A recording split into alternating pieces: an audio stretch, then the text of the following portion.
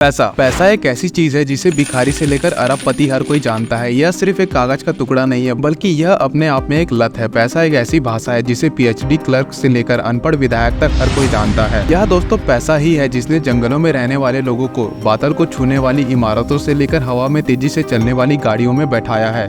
पैसा कागज का एक टुकड़ा है जिसकी अपने आप में कोई औकात नहीं है, लेकिन दोस्तों यह आपको अन्य चीजों का मूल्य बताता है। अब दोस्तों सवाल यह उठता है कि पैसे को इतनी ताकत कहां से मिली। आइए थोड़ा डिटेल में जानते हैं। हजारों सालों पहले तक इंसान लेन देन के लिए बार्टर सिस्टम का यूज करते थे, जहां दोस्तों एक चीज को खरीदने के लिए उसे दूसरी चीज देनी पड़ती थी। यानी कि दोस्तों किसी के पास चावल है और उसे शुगर चाहिए, तो उसे एक ऐसे इंसान को खोजना होगा जो शुगर बेचना चाहता हो और साथ ही दोस्तों उसे चावल की जरूरत हो। ऐसे कई प्रॉब्लम्स की वजह से लोगों ने कुछ अलग सोचा। लोगों ने उन सारी चीजों को पैसा बना दिया जिनको सबको काम आता था, और लोग पशु, अनाज, अल्कोहल, इन सभी चीजों के जरिए लोग व्यापार करने लगे। लेकिन दोस्तों इसमें एक समस्या थी। यह पता लगाना बहुत मुश्किल था कि जो मेरे पास सामान है उसकी सही कीमत क्या है। और दोस्तों कमोडिटी वक्त के साथ खराब भी हो जाया करती है। खरीदे गए जानवर मर जाते हैं और अनाज सड़ जाता। और दोस्तों इंसान को कुछ ऐसी चीज चाहिए जो यूनिवर्सल हो। और दोस्तों अब शुरुआत होती है सोने और चांदी से बने हुए सिक्कों की। लेकिन दोस्तों अब इस दो टांग वाले जीव को इसमें भी दिक्कत थी कि इन भारी सिक्कों को लेकर अलग अलग जगह जाना, और साथ ही दोस्तों चोरी का डर। तो दोस्तों कुछ सोनार और दूसरे लोगों ने मिलकर इसका एक रास्ता निकाला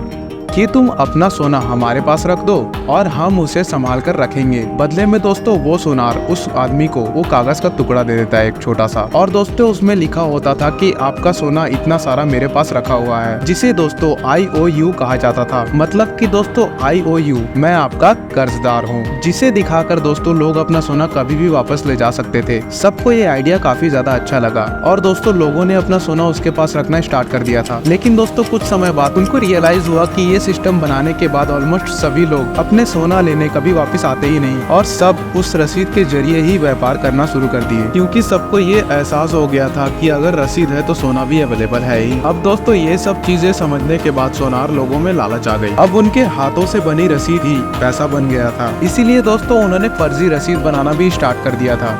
उनके पास तो सोना होता भी नहीं था, लेकिन फिर भी वो ज्यादा रसीदें छाप देते थे। और दोस्तों यहीं से स्टार्ट हुआ तो दुनिया का सबसे बड़ा लीगल स्कैम जो आज भी चल रहा है। वो सोना संभाल कर रखने वाली दुकान दुनिया की पहली बैंक थी, और वो रसीद दोस्तों दुनिया की सबसे पहली करेंसी, यानी कि एक नोट। अब दोस्तों मैं अगर आपसे पूछूं कि बैंक कैसे काम करता है, तो आपका ये जवाब होगा कि हम जो बैंक में पैसा डालते हैं उसी पैसे को बैंक दूसरे लोगों को लोन देने में यूज करती है, और दोस्तों उन पैसों पर कुछ इंटरेस्ट चार्ज करके बैंक अपना पैसा कमाता है। Simple right. अब दोस्तों इस एक्सप्लेनेशन के अकॉर्डिंग बैंक की ऑपरेशन कुछ ऐसी होगी, जैसे कि कल सुबह आप 1000 रुपए डिपॉजिट करने के लिए बैंक में चले गए। आपने 2 500 रुपए के नोट बैंक में जमा करवा दिए। अब इसके बाद बैंक क्या करेगी दोस्तों, अपने रूल के हिसाब से वो 10% रिजर्व में रखेगी उन पैसों का। बाकी का पैसा किसी और को लोन में दे देगी। और अगर दोस्तों यह बैंक लोन लेने वाले व्यक्ति से सालाना 12% का ब्याज वसूलती है, और दोस्तों आपको सालाना 4% का ब्याज देती है, तो दोस्तों जो 8% बच गया उनका मुनाफा होगा। तो दोस्तों इस बेसिक प्रिंसिपल पर दुनिया के सारे बैंक ऑपरेट करते हैं। लेकिन दोस्तों बैंक ऐसे ही पैसा नहीं कमाता। इसके पीछे बहुत ही बड़ा एक खेल है जिसके बारे में ज्यादातर लोग नहीं जानते। दोस्तों उससे कारोबार भी कर सकते हैं, और ऐसा कैसे होता है आइए समझते हैं। मान लीजिए आप बैंक जाते हैं और 1000 रुपए जमा करते हैं। बैंक नियम के मुताबिक 10% कैश रिजर्व रखता है और बाकी 900 रुपए किसी और को लोन पर दे देगा। लेकिन ध्यान से देखिए यहाँ क्या हुआ। अगर आप पैसे जमा करने के बाद अपना बैलेंस चेक करेंगे तो आपको वही 1000 रुपए दिखाई देंगे। और दोस्तों यहाँ जिस व्यक्ति ने लोन के लिए आवेदन किया था और बैंक ने उसे लोन दे दिया, अगर वह भी अपना बैलेंस चेक करेगा तो उसे 900 रुपए दिखाई देंगे। इसका मतलब दोस्तों आप दोनों के हाथों में 1000 रुपए और 900 रुपए की परचेसिंग पावर है, जबकि हकीकत में उस बैंक के पास सिर्फ 1000 रुपए ही कैश थे। यानी कि उस बैंक ने सिर्फ अपने कंप्यूटर पर कुछ नंबर टाइप करके बाजार में अतिरिक्त 900 रुपए की करेंसी बना दी, जो कि ऑब्वियसली दोस्तों वर्चुअल है, क्योंकि दोस्तों उसको कैश करने के लिए कोई कैश तो अवेलेबल ही नहीं है। और दोस्तों ये खेल सिर्फ यहीं पर खत्म नहीं होता,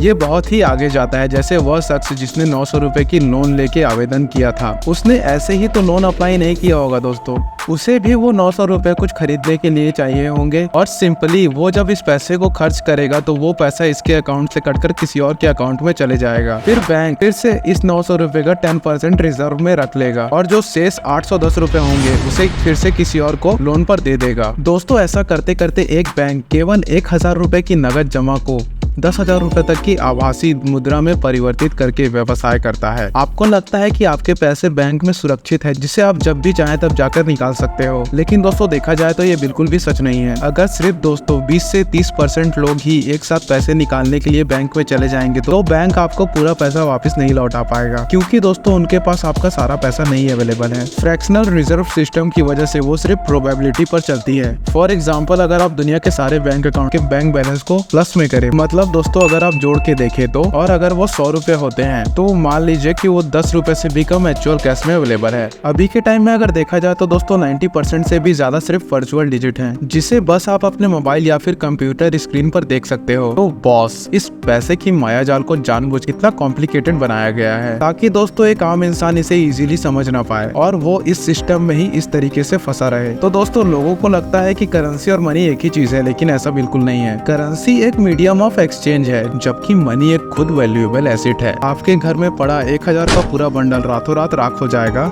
अगर दोस्तों गवर्नमेंट उसे नामंजूर कर दे उसी रात को, क्योंकि दोस्तों वो करेंसी है। लेकिन दोस्तों अगर आपके घर में पड़ा एक गोल्ड कॉइन है तो चाहे दुनिया की कोई भी गवर्नमेंट हो या कोई भी गवर्नमेंट कुछ भी बोल दे दुनिया की, उस सोने के सिक्के की वैल्यू उतनी ही रहेगी जितनी वो है।